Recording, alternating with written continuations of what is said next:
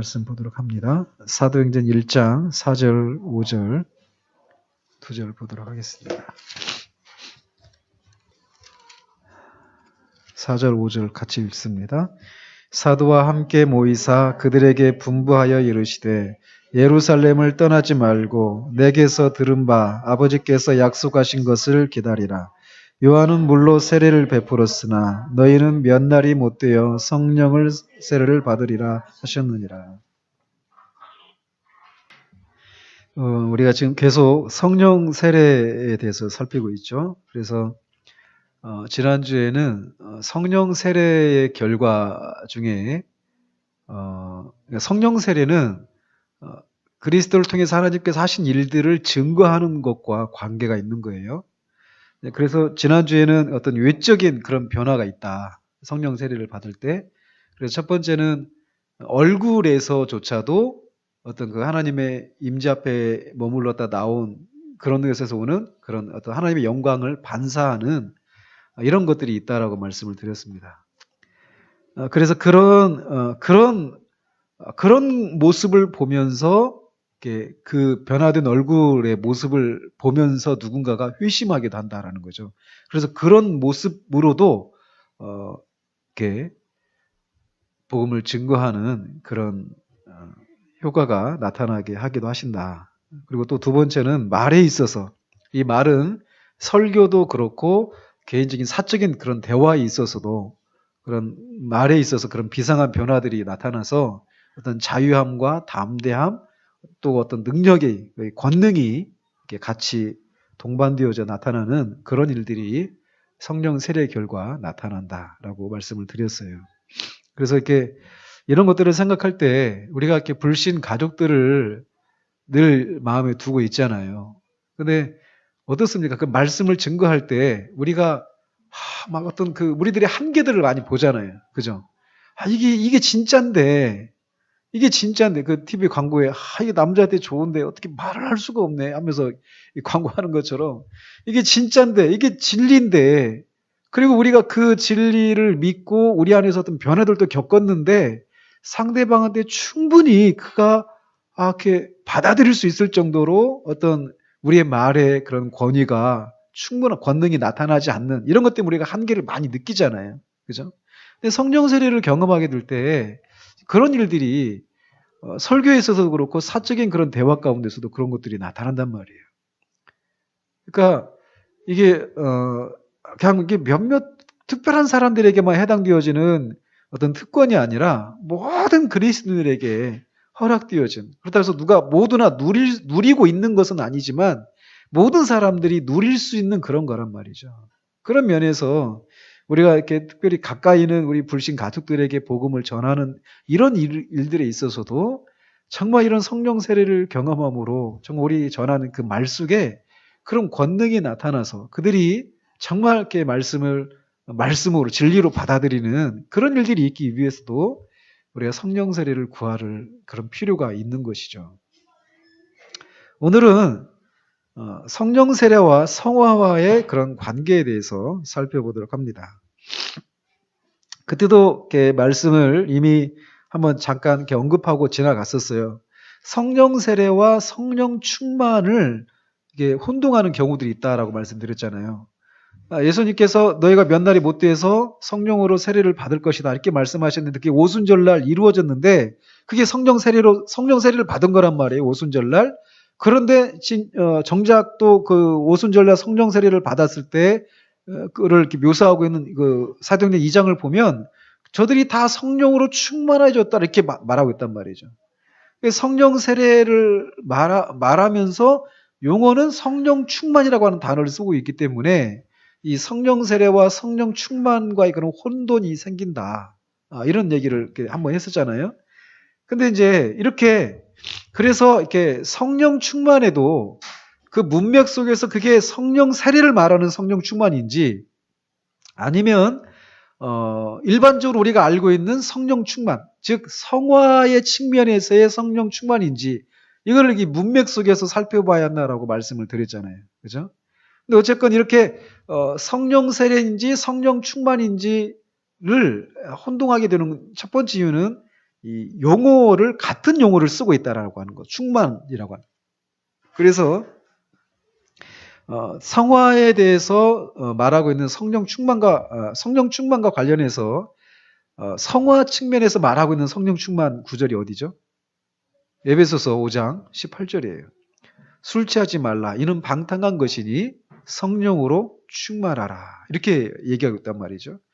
거기서 말하는 성령 충만은 성화를 의미합니다. 성령 세례를 의미하는 성령 충만이 아니라 성화를 의미한단 말이에요.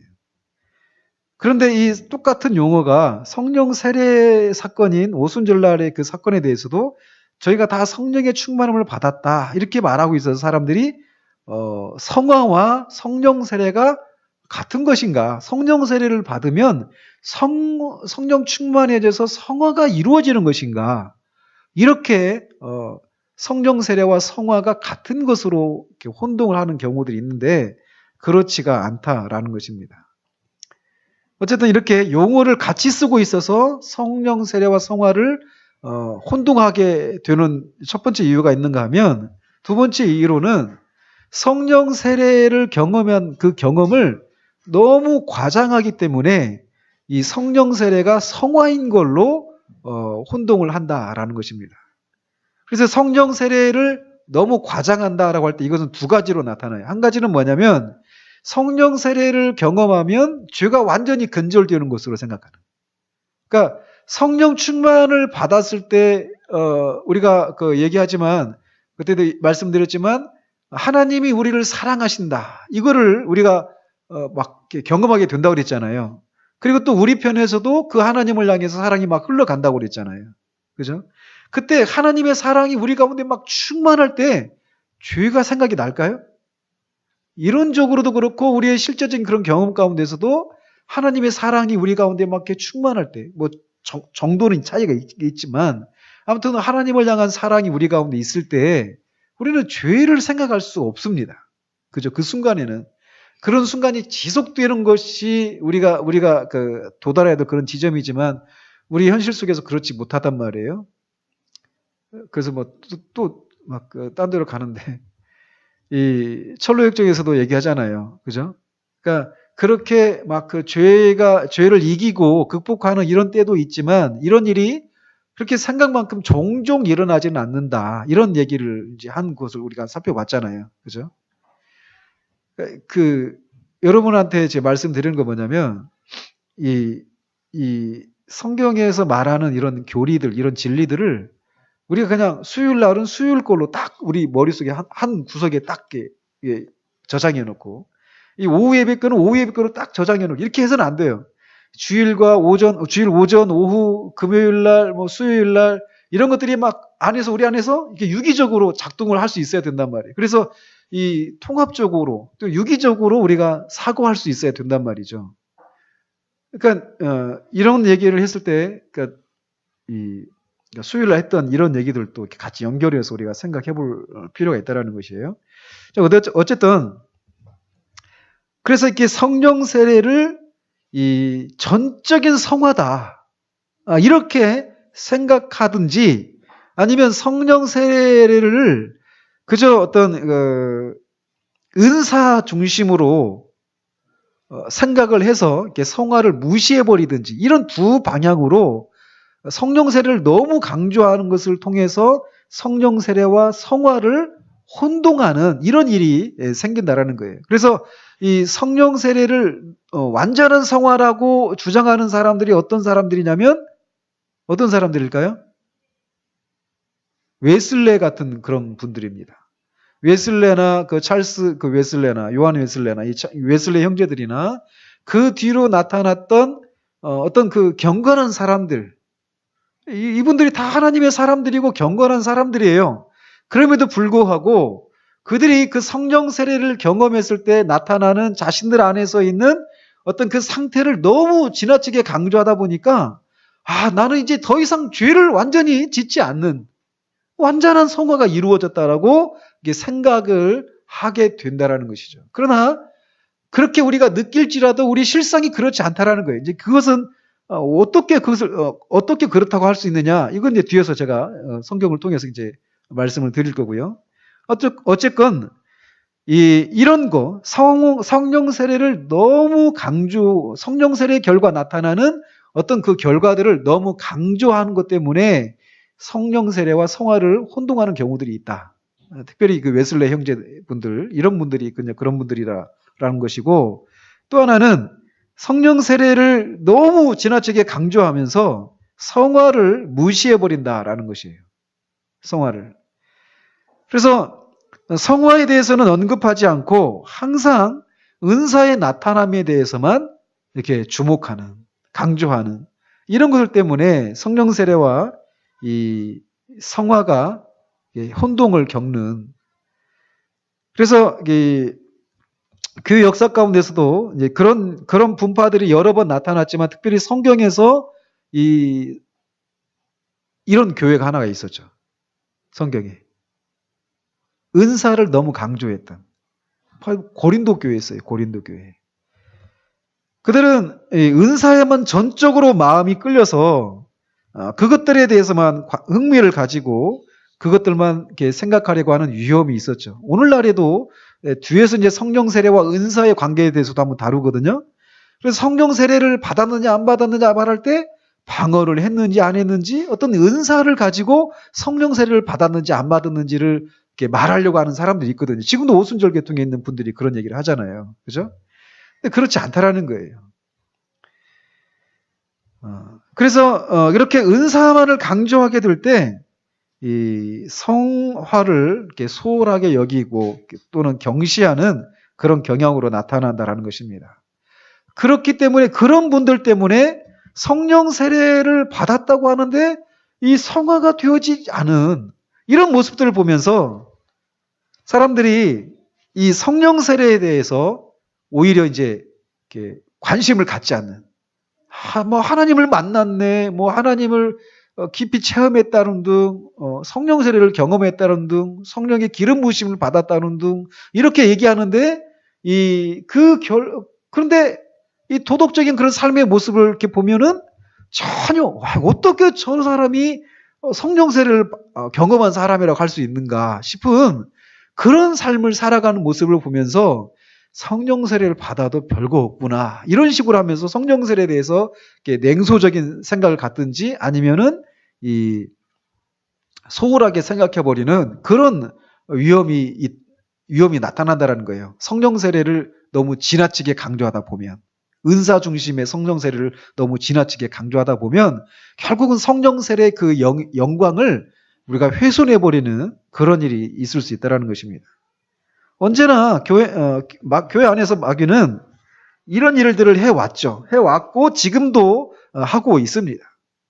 그래서 잘못된 것을 보면서 잘못되지 않아야 된다 이런 생각을 하면서 성령을 소멸해버리는지 성령 세례를 추구하지 않는 이런 것으로 나타나는, 또는 완전히 또 이렇게 메말라 있는 그런 모습을 보면서 죽은 정통에 머물러 있는 이런 모습을 보면서 뜨거움을 추구하고 하면서 성령 세례를 막 강조하고 막 지나치게 가다가 결국은 성화를 또 이렇게 무시해버리는 성령 세례를 강조해서 결국은 어쨌건 사람들로 하여금 이 성령 세례에 대해서 소홀하고 냉소적인 태도를 갖게 만드는 이런 일들을 교회 역사 가운데 마귀는 계속해서 해왔다라는 것이에요. 그래서 이런 측면에서 성령 세례와 성화의 관계에 대해서 우리가 살펴볼 필요가 있습니다. 분명하게. 여러분들은 지나가는 말로 그러니까 신앙생활을 하는 목적이 무엇입니까? 너무 이렇게 폭발적인 그런 질문이기도 한데, 우리가 이렇게 매주 예배를 드리고 또 주중에 나오고 또 집에서 개인적으로 어떤 개인적인 경건 생활을 하고 또 삶 가운데서 날마다 그렇게 살든 안 살든 어쨌건 우리 마음 가운데 하나님의 뜻대로 살려고 하고 하나님과 동행하는 그런 삶을 살려고 하는 이런 마음들이 있잖아요. 그렇죠? 이게 강력하게 주장을 하느냐 그렇지 못하냐 이런 차이는 있지만 그 사람이 정말 거듭난 사람이고 휴심하고 구원받은 사람이라면 이런 것은 분명하게 나타납니다. 이게 현저하게 드러날 때가 있는가 하면 그렇지 않을 때도 있지만 그게 분명히 있단 말이에요. 근데 왜 그렇게 살려고 하는가라는 거예요. 궁극적으로는 우리가 성화를 이루기 위한 거예요. 신앙이. 언제도 말씀드렸잖아요. 하나님 우리를 구원하신 궁극적인 목적은 우리가 성화를 이루기 위해서라고 말씀드렸잖아요. 왜 그랬다고 그랬어요? 성화된 사람이 되는 것을 통해서 많이 하나님을 영화롭게 할 수 있기 때문에 그래요. 우리가 성화를 이루는 것이 우리 신앙의 궁극적인 목적이에요. 우리가. 그렇기 때문에 이 성령 세례와 성화와의 관계,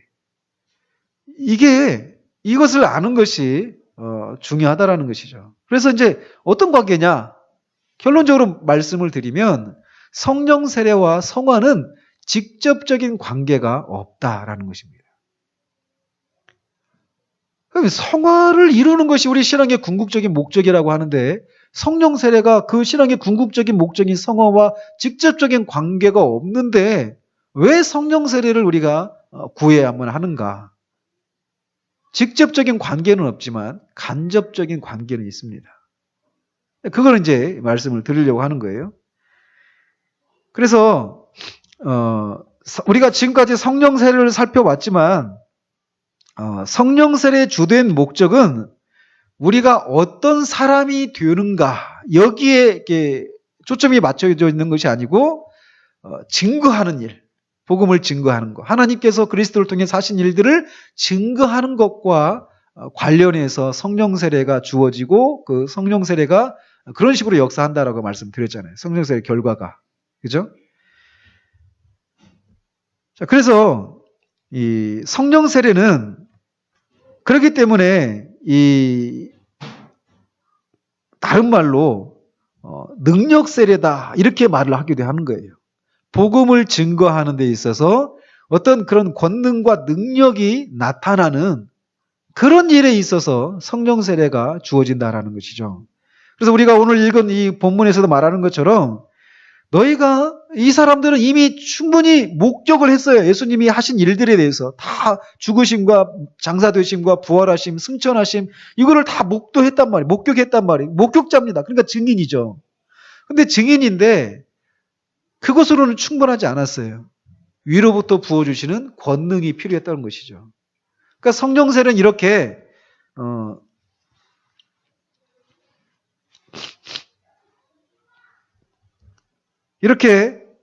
능력과 관계가 있다라는 것이에요.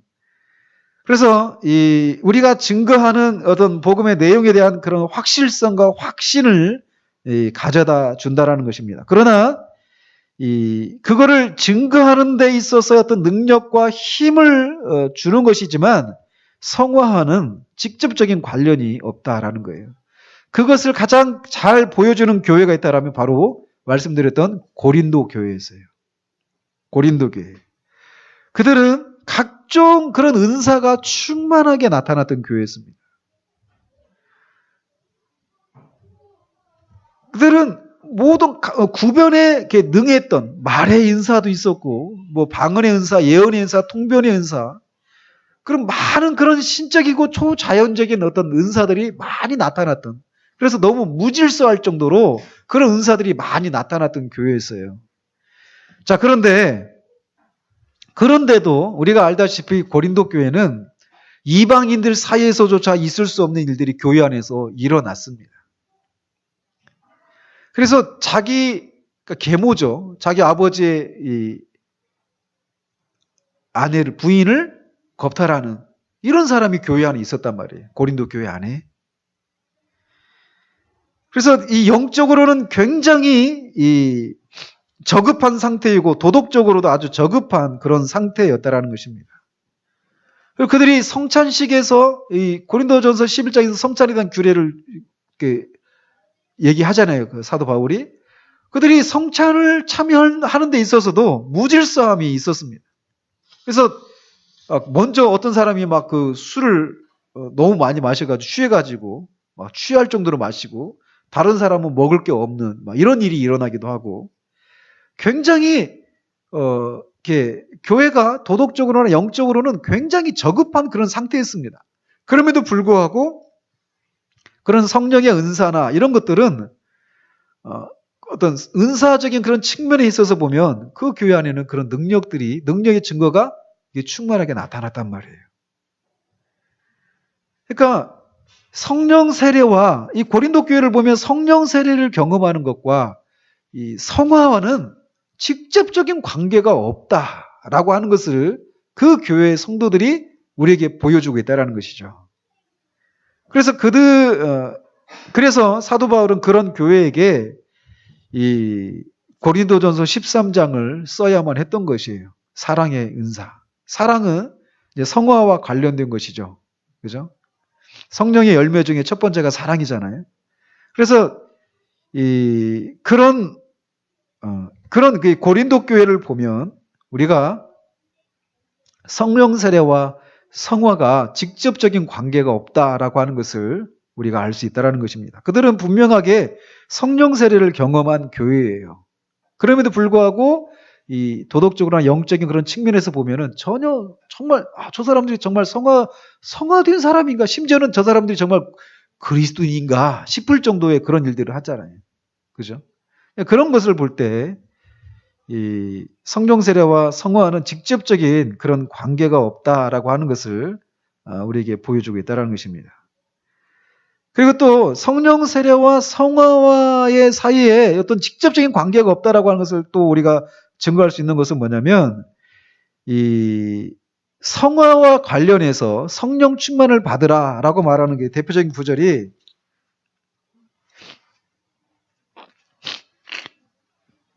에베소서 5장 18절인데 술 취하지 말라 이런 방탕한 것이니 오직 성령의 충만함을 받으라. 여기는 성령의 충만함을 받으라라고 말할 때 이게 명령형이잖아요. 그죠? 그러니까 성령 충만함을 받으라고 얘기하고 있단 말이에요. 그러니까 이 얘기는 뭡니까? 우리 측면에서 해야 되는 그 무엇이라고 얘기하고 있는 거잖아요. 그죠? 이게 가능하지 않은데 이걸 성령 충만함을 받으라 이렇게 말할 수가 없단 말이에요. 그죠? 그래서 그렇게 이 성령 세례와 근데 성령 세례는 어때요? 성령 세례는 우리가 하는 어떤 것입니까? 성령 세례는 그것이 아니죠. 하나님께서 우리에게 행하시는 어떤 일이죠. 그죠? 특별히 그리스도께서 성령을 우리에게 부어주시는 사건이잖아요. 그죠? 그런 측면에서 우리가 성령 세례를 위해서 우리가 무엇을 할 수 있는 게 아니에요. 없어요. 성령 세례를 받으라고 명령을 내릴 수가 없어요. 그죠? 그러나 성화와 관련돼서 성령 충만해라 라고 말할 때는 이렇게 명령으로 말하고 있다는 거예요. 이런 측면에서도 봐도 성령 세례와 성화는 직접적인 관계가 없다라고 하는 것을 알 수 있어요. 그래서 때로는 성화를 이루라라고 말할 때 소극적으로도 얘기하고 적극적으로도 얘기를 하죠. 그래서 이 성령 충만함을 받으려면 언젠가도 제가 이렇게 전에 그 교회에서 한번 이 성령 충만함을 가져간 말씀을 전한 적이 있는데 성령 충만함을 받기 위해서는 우리가 소극적인 측면에서 해야 될 일이 있고 적극적인 측면에서 해야 될 일이 있습니다. 이 성령 충만함은 성화와 관련된 성령 충만함이에요. 아시겠죠? 소극적인 측면에서 뭐냐? 성령을 근심하게 해서는 안 돼요. 성령을 근심하게 하면 안 되고 성령을 소멸해서도 안 됩니다. 그러니까 성령을 근심하게 한다는 얘기는 성령의 뜻에 성령의 이 소욕을 따라 살지 않는 거예요. 성령께 불순종하는 것입니다.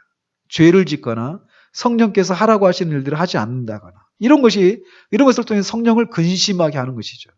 성령을 소멸하지 말라.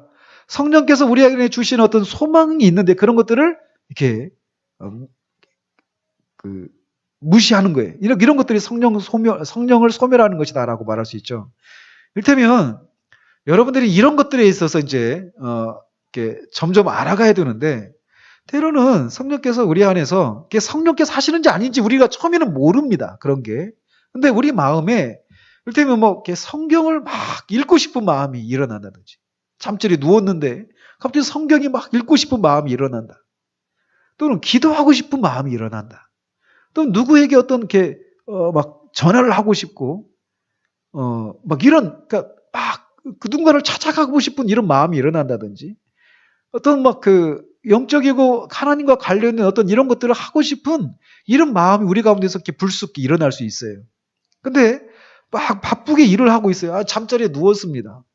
그래서 이렇게 아가서 5장에 나오는 것처럼 나 이미 옷 벗고 다 이제 그 잠자리에 누웠는데 사랑하는 이가 찾아와가지고 문을 열어달라고 막 손가락 막 집어넣잖아요. 근데 다시 옷 입고 나가려고 하니까 번거로워요. 그래가지고 좀 미적대고 있는 사이에 사랑하는 이가 떠나가 버렸다 하면서 막 그 사랑하는 이를 찾으려고 막 예루살렘 막 미친 사람처럼 막 쫓아다니잖아요. 그런 것처럼 성령께서 우리 안에 오셔서 우리 마음을 녹화하신단 말이에요. 그런 방식을 아까 말씀드린 이런 것들을 통해 가지고. 근데 거기에 난 막 잠자리에 누웠는데 자야지 하면서 그냥 자버리면 이런 것들이 성령을 소멸하는 거예요.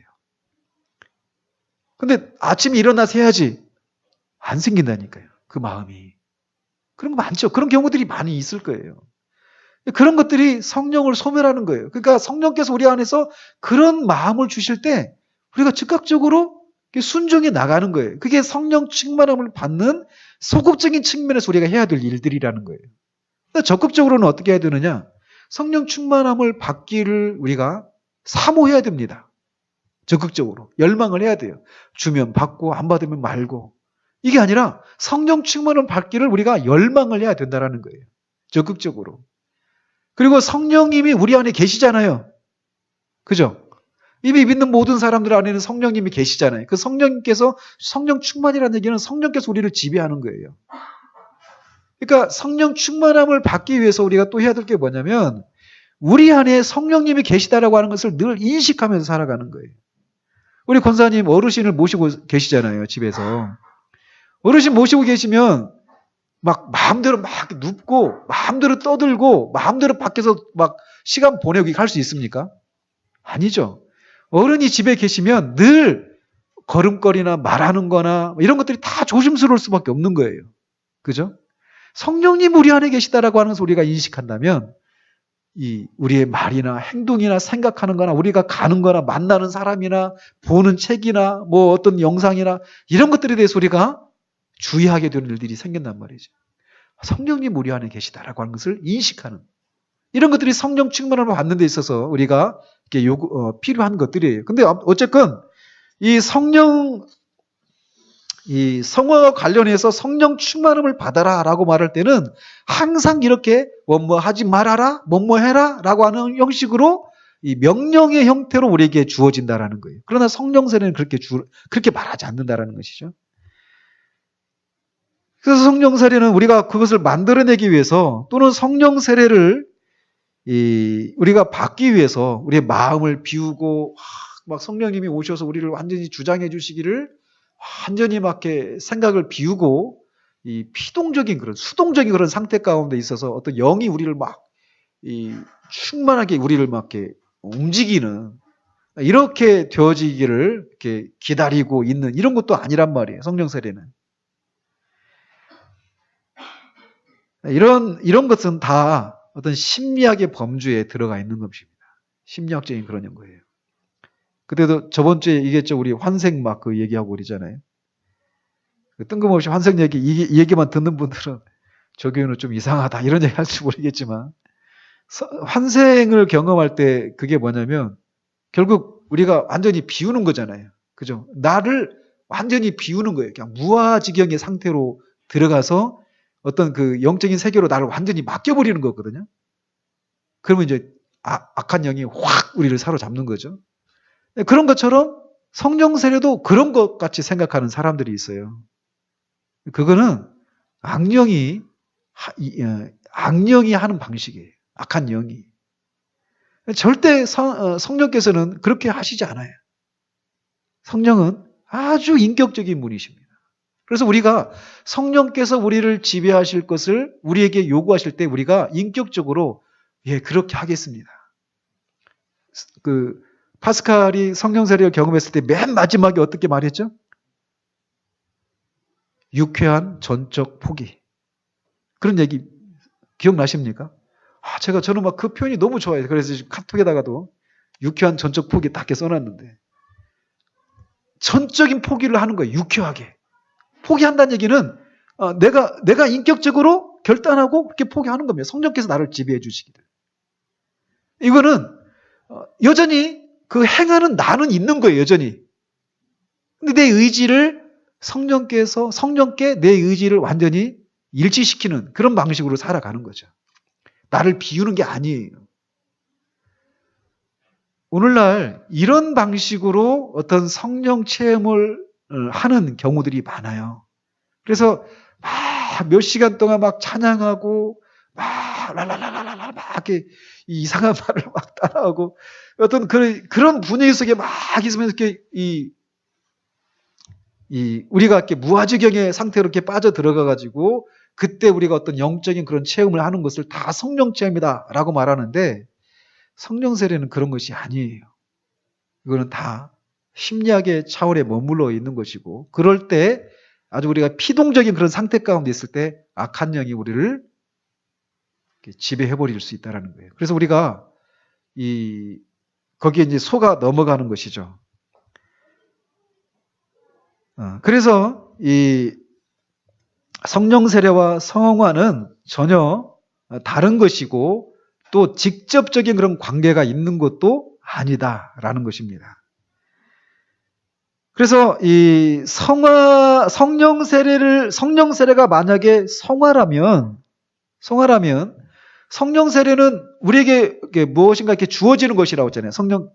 우리가 무엇인가 하는 것이 아니라 우리에게 일어난 어떤 일이에요. 그 일이 우리가 어떻게 뭔가 할 수가 없습니다. 그런데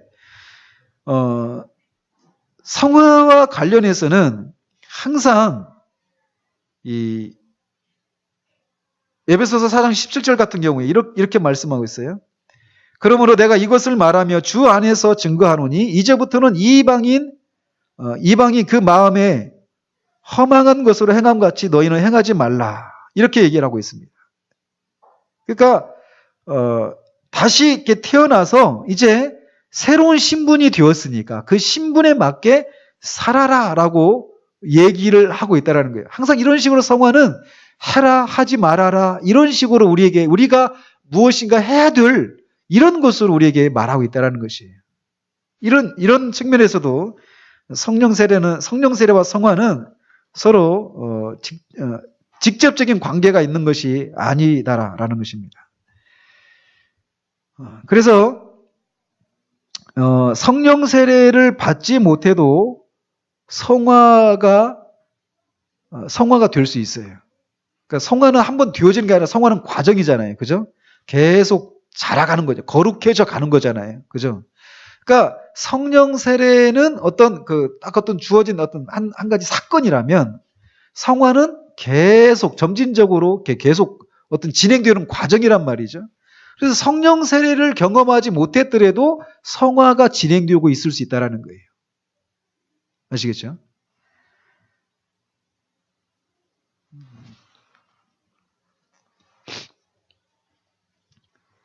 이렇게 성령 세례와 성화는 이렇게 직접적인 관계가 없습니다. 그럼에도 불구하고 간접적으로는 관계가 있습니다.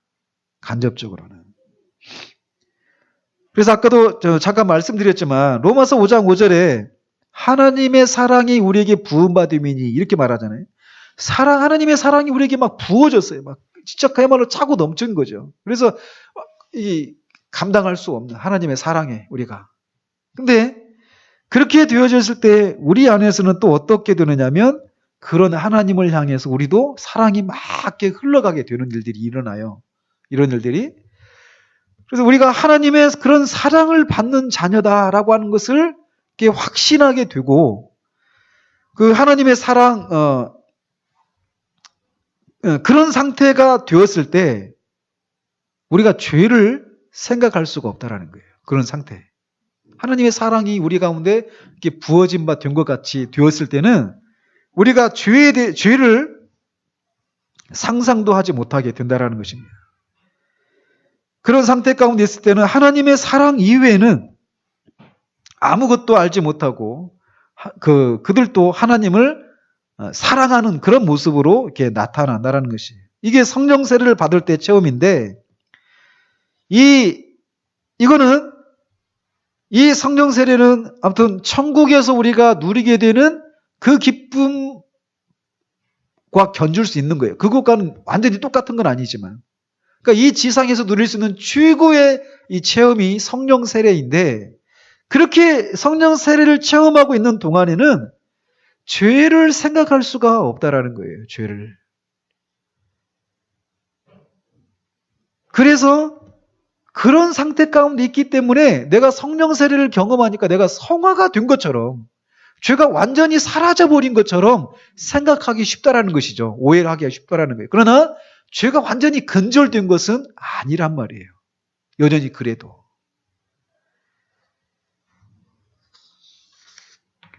그냥 그것은 그때 느끼는 그런 감정이지 실제로 죄가 사라져버려서 죄를 상상하지 못하는 이런 게 아니다라는 것이에요. 만약에 이렇게 성령 세례를 경험했을 때 죄가 사라져버린다라면, 그래서 죄를 더 이상 내가 생각할 수 없는 그런 상태가 된다라면 신약 성경에서 말하고 있는 많은 그런 구절들은 더 이상 필요가 없을 거예요. 예를 들면 로마서 6장 11절에 이와 같이 너희도 너희 자신을 죄에 대하여는 죽은 자요 그리스도 예수 안에서 하나님을 대하여는 산 자로 여길지어다, 이렇게 말하면서 너희는 죄로 너희 죽을 몸에 왕노릇하지 못하게 하며 몸의 사욕을 순종하지 말라, 이렇게 얘기하고 있어요. 여전히 성령 세례는 해라 하지 말라 이렇게 말하는 게 아니라고 했잖아요. 근데 여기서 성령 세례를 경험한 이 사람들에게 이렇게 얘기하고 있는 거예요. 너희가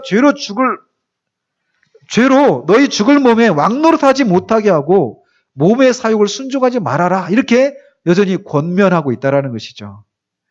또 11절 13절에 또한 너희 지체를 불의의 병기로 죄에게 드리지 말고 오직 너희 자신을 죽은 자 가운데서 산 자같이 하나님께 드리며 너희 지체를 의의 병기로 하나님께 드리라. 이런 얘기는 성령 세례와 관련해서 말하는 겁니까? 성화와 관련해서 말하는 겁니까? 성화란 말이에요. 그죠?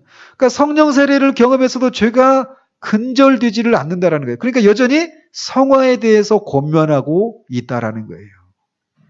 로마서 8장 12절 13절도 마찬가지입니다. 그러므로 형제들아 우리가 빚진 자로 돼 육신에게 져서 육신대로 살 것이 아니니라. 너희가 육신대로 살면 반드시 죽을 것이로되 영으로서 몸의 행실을 죽이면 살리니.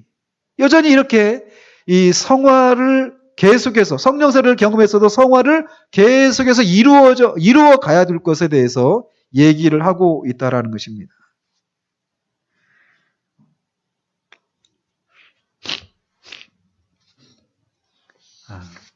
제가 그냥 이제 좀 막 이렇게 건너뛰고 있습니다. 근데 이제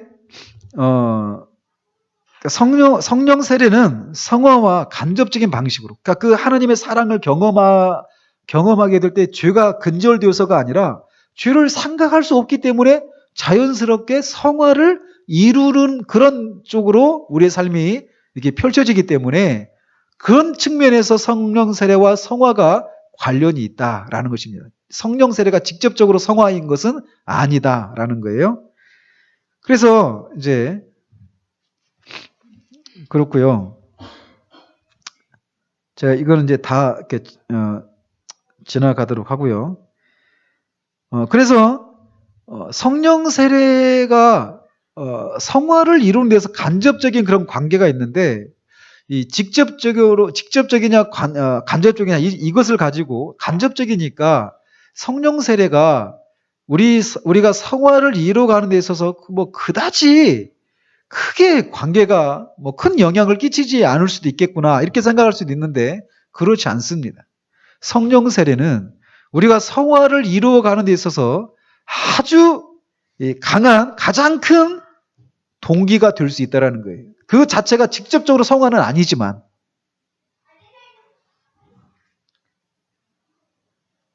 그래서 성령 세례를 경험했는지 안 했는지 이거는 간접적으로는 뭘 통해서 나타나느냐면 성화의 열매를 통해서 이게 이 성령 세례를 경험한 것이 나타나게 된다는 것이에요. 성령 세례인지 아닌지가. 그러니까 이 성령 세례, 성령의, 그래서 우리가 어떤 극적인 그런 체험을 했지만 그게 성령의 열매로 나타나지 않는 그런 어떤 극적인 성령 체험이라면 그거는 잘못된 체험이기가 쉽다라는 것이죠. 그러니까 성령 세례가 진짜냐 아니냐 이것이 결국 어느 쪽을 어떤 것으로 나타나느냐면 성령의 열매를 맺는 것으로 나타난다는 거예요. 왜? 성령 세례는 성화를 이루는데 가장 큰 동기가 되고 자극제가 되기 때문에 아까 말한 것처럼 하나님의 사랑이 우리 가운데 충만하게 역사하고 있는데 죄를 생각할 수가 없다라는. 그러니까 당연히 그렇게 이 성화를 이루어가는 쪽으로 이렇게 나타나게 된다라는 것이죠. 그래서 우리는 성령 세례에 대해서 그게 성령 세례인지 아닌지 이 유사한 어떤 사이비 체험인지를 그런 성령의 열매를 통해서 이렇게 나타나는가 안 나타나는 것을 통해서도 그게 어떤 그런 시금석을 통해서도 우리가 진짜인지 아닌지를 알 수 있게 된다라는 것입니다. 그래서 아까도 이제 다시 고린도 교회를 이렇게 돌아가 보면 고린도 교회를 보면서 우리가 그런 생각하기 쉽잖아요. 야, 어떻게 계모를 그렇게 계모라고 하면 좀 막 우리는 늘 콩쥐팥쥐나 신데렐라 이런 게 이렇게 있어가지고 계모라고 하면 늘 나쁘고 막 이렇게 생각하기 쉬운데 그게 아니잖아요. 그러니까 정상적인 그런 재혼을 했든지 해서 얻은 그런 부인이란 말이에요.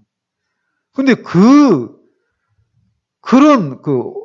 엄마죠. 자신의 어머니죠. 새어머니를 그렇게 범할 수 있느냐. 어떻게 그 사람들이 정말 그리스도인이라고 할 수 있느냐. 어떻게 더더군다나 그런 사람이 어떻게 성령 세례를 경험한 사람이라고 할 수 있느냐. 이렇게 우리가 생각할 수 있잖아요.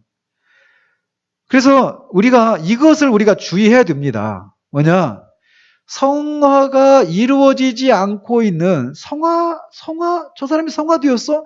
이렇게 생각할 수 없는 그런 사람들을 보면서 우리가 흔히 저 사람은 정말 거듭나지도 못한 구원받지 못한 사람이다. 이렇게 우리가 쉽게 생각할 수 있잖아요.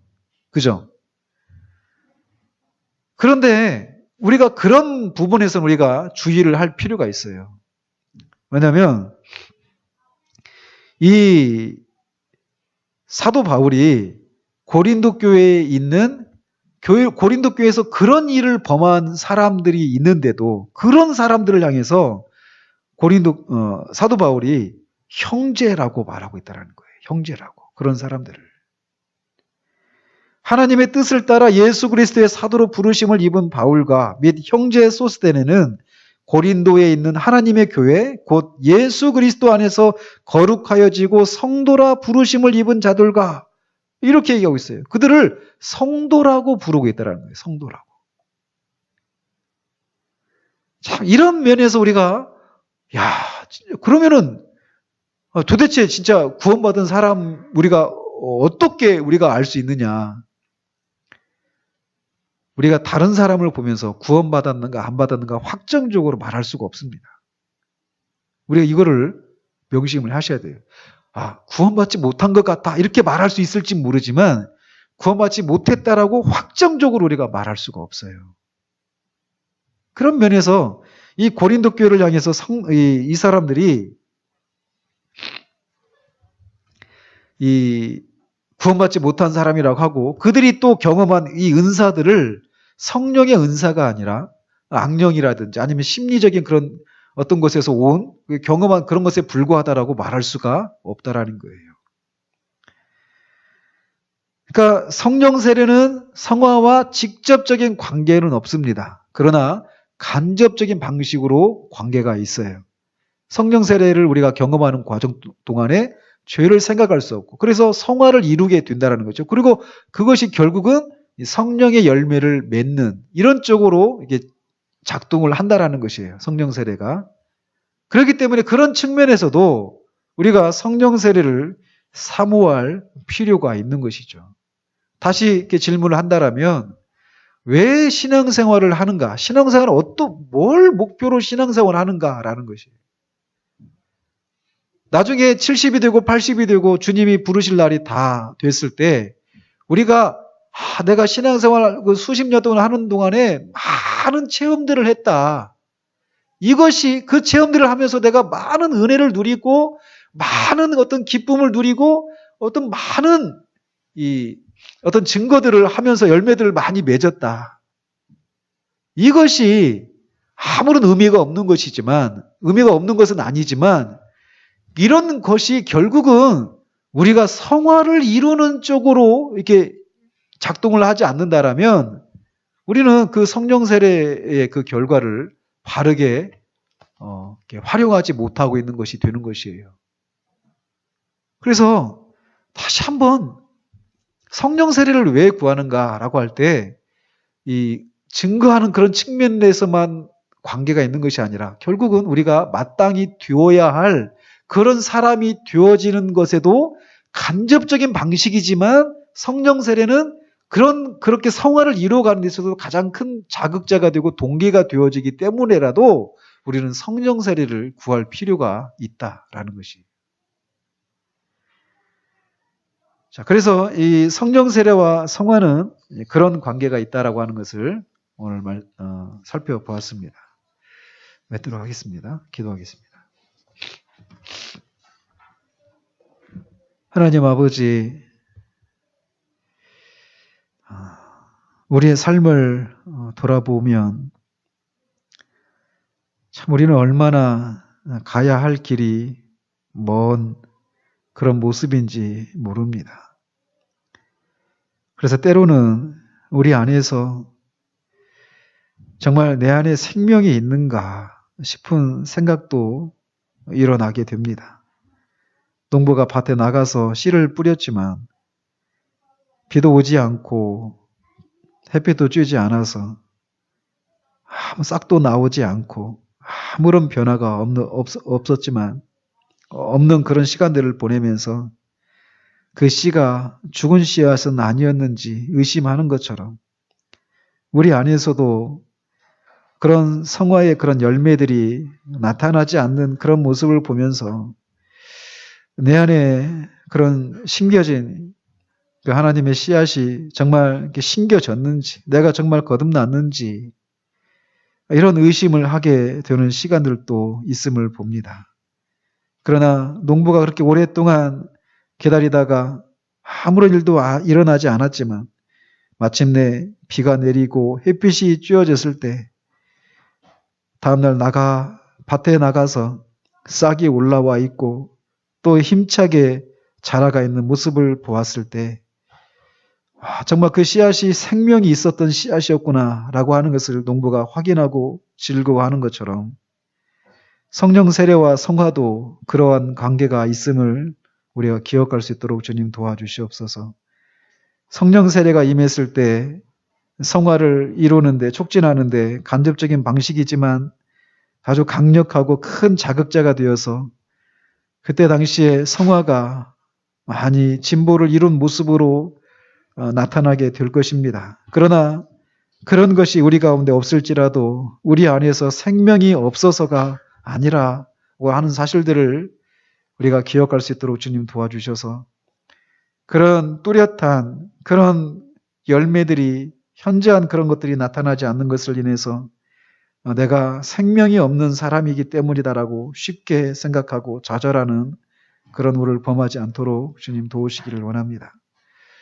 어쨌거나 정말 우리가 사는 시대가 너무나도 가난한 시대인 것은 분명하오니 하나님이여 다시금 우리의 심령을 새롭게 해주시고 모든 믿는 자들에게 허락하신 이 성령 세례를 우리도 사모하고 정말 구하고 그래서 정말 주께서 은혜 가운데 그것들을 허락해 주셔서 정말 우리가 증인의 삶을 살아가는 데 있어서도 그렇고 성화를 이루는 데 있어서도 그것이 크게 역사해서 우리가 정말 질이 멸렬하는 것 같은 이런 삶 가운데서도 큰 진보가 일어날 수 있도록 주님 역사해 주시기를 원합니다. 예수 그리스도 이름으로 기도합니다. 아멘.